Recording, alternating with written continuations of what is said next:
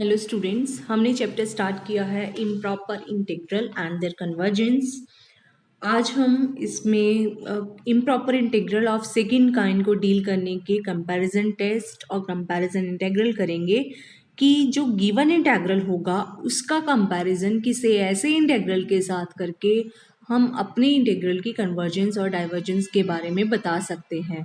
और जिसके साथ हम कंपैरिजन करेंगे वो ऐसा इंटीग्रल होगा जिसका जो बिहेवियर होगा वो नोन होगा। ओके, हाँ जी। So what is the theorem? Comparison test 1।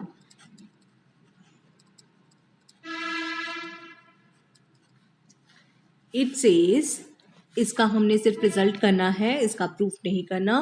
This is your comparison test 1। It says if f and g are two positive functions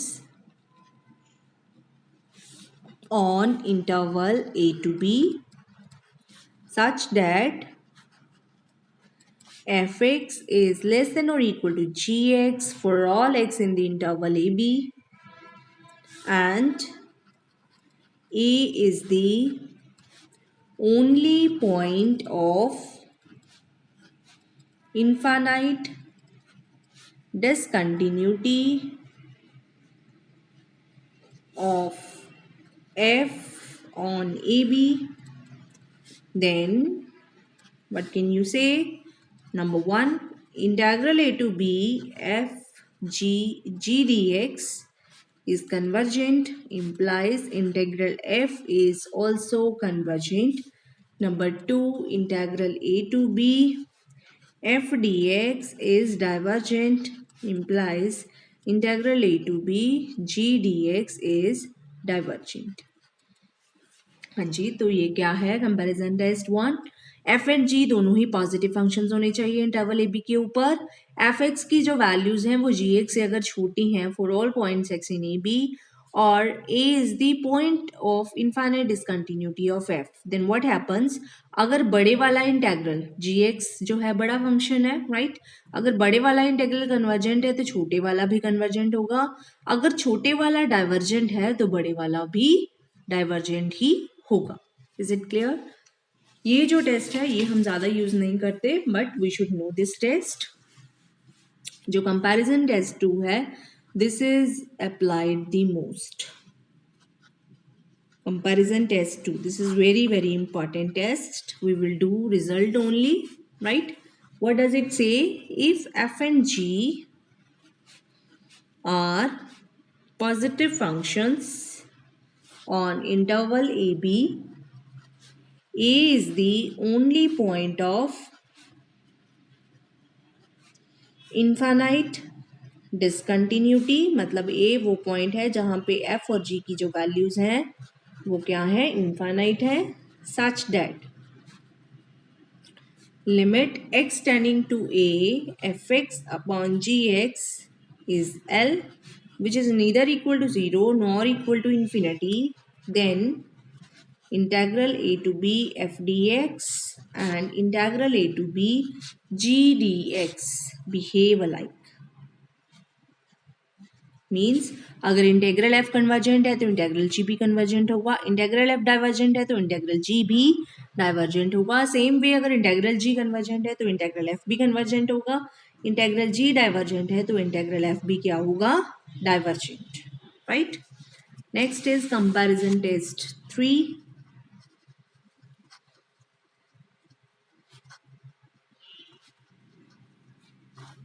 If f and g are positive functions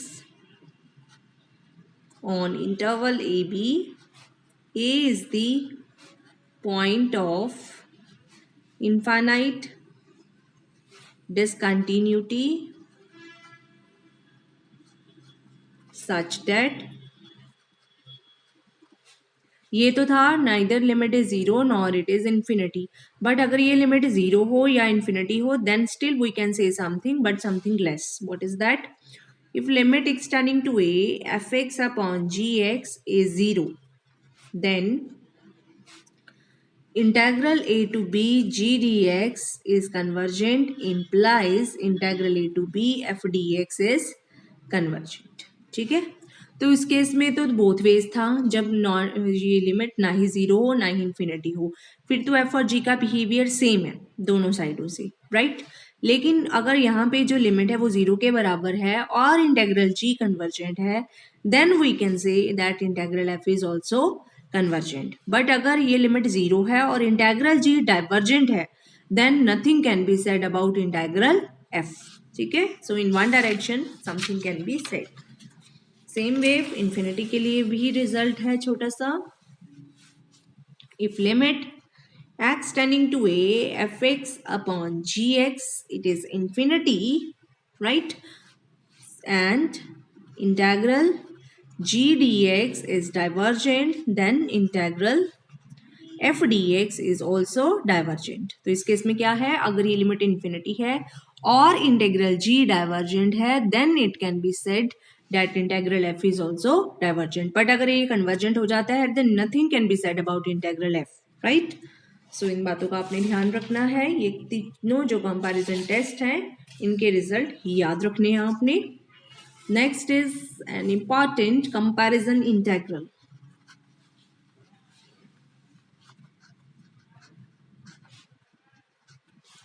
What is it?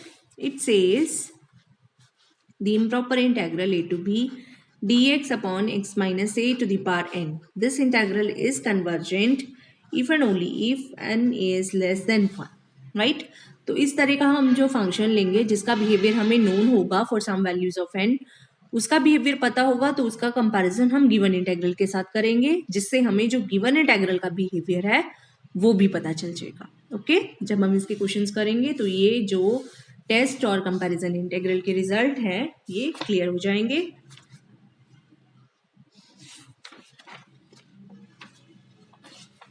हाँ जी, so first is example number 1 in your book. It says discuss the convergence of first part 0 to 1 dx upon x की power 1/3 1 plus x square, right? So you can see here what is fx, 1 over x की power 1/3 into 1 over 1 plus x square, right? Now what is this? In ये जो limits हैं both are finite, but this function becomes infinite at x equal to 0. So you can see 0 is the only point of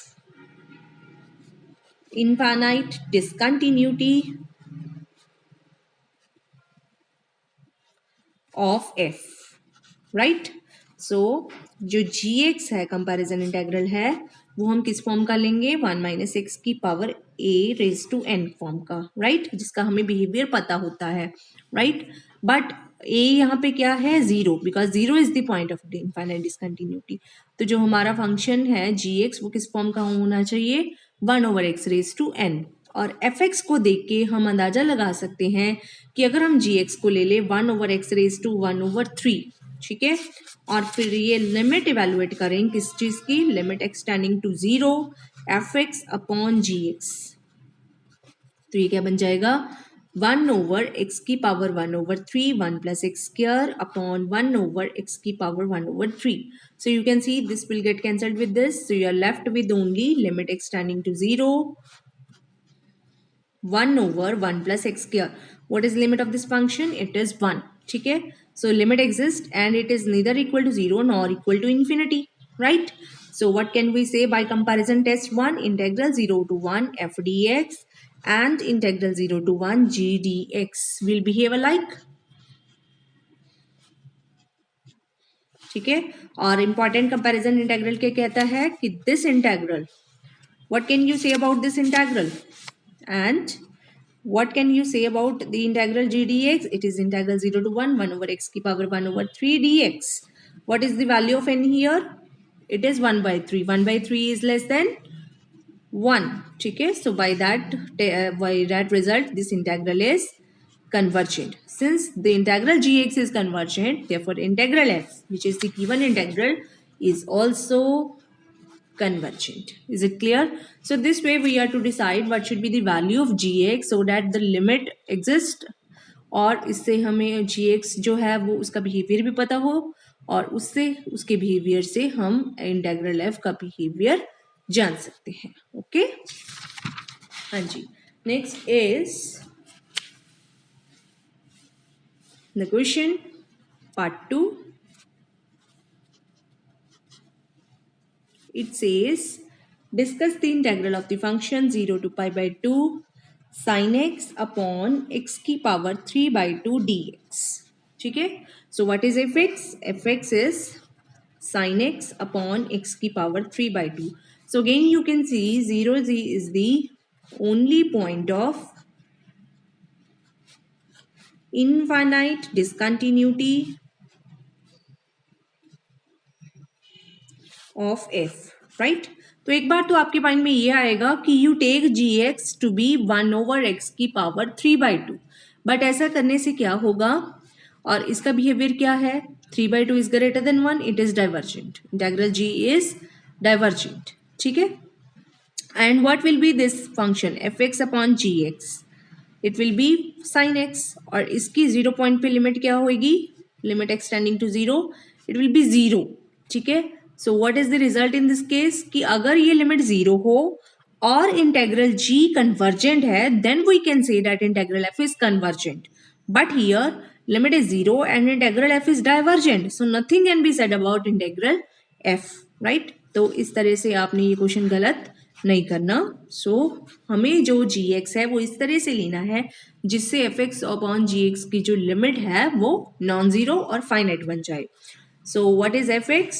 You can see fx is sin x upon x की power 3/2 which can be written as sin x upon x into 1/x की power 1/2. इस तरह से लिख सकते हैं. right.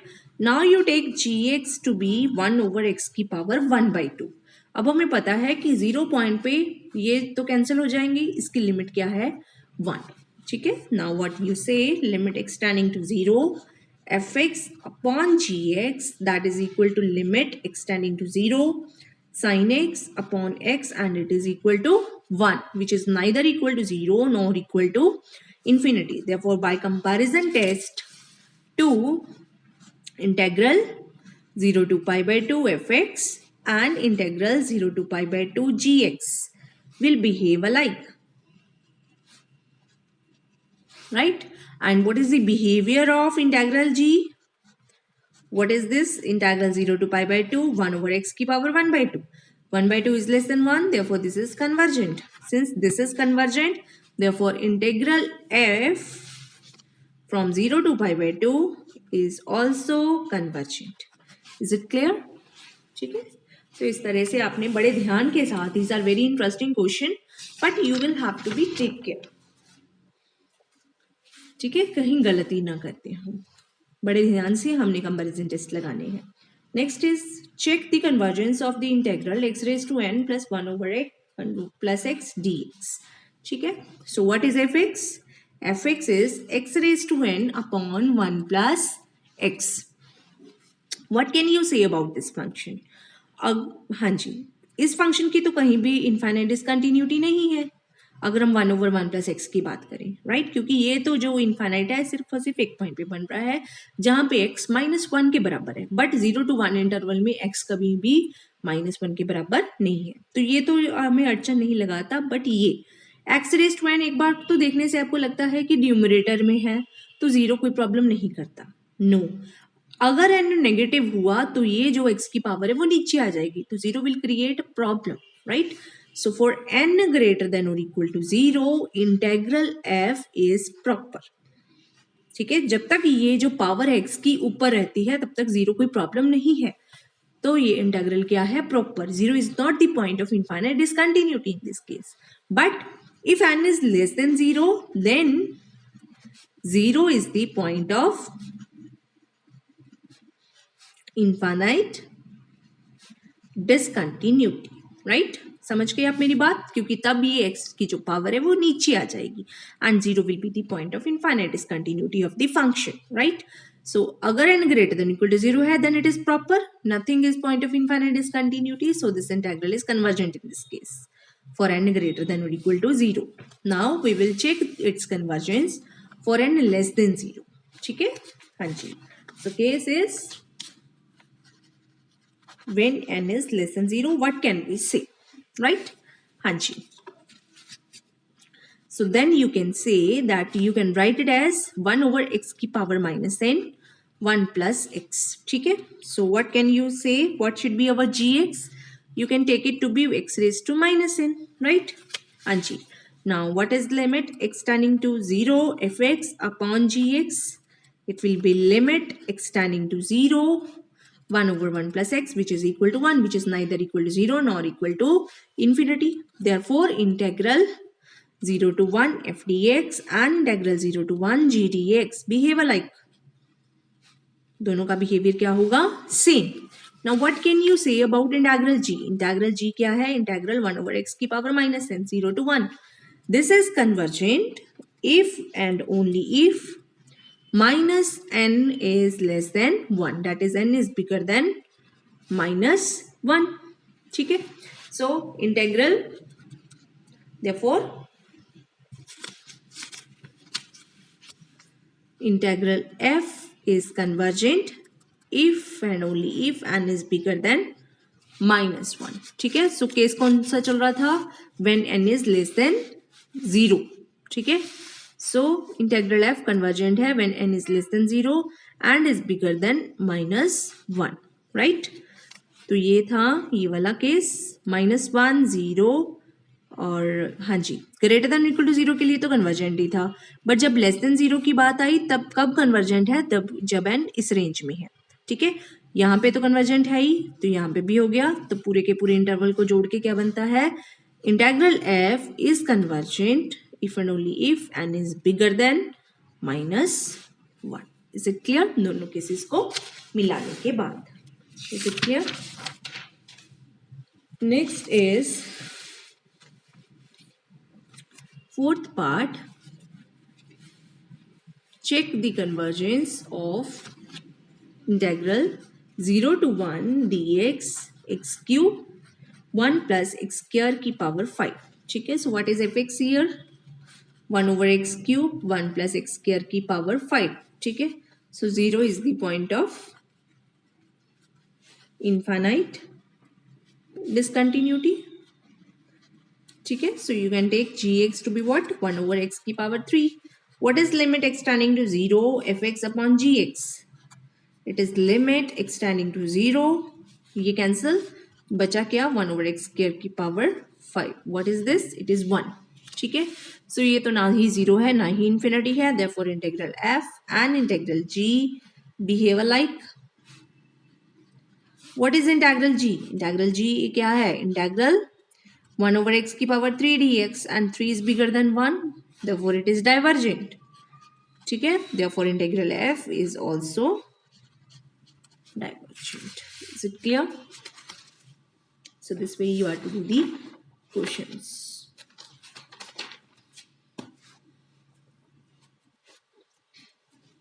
ठीक है जी. Thank you.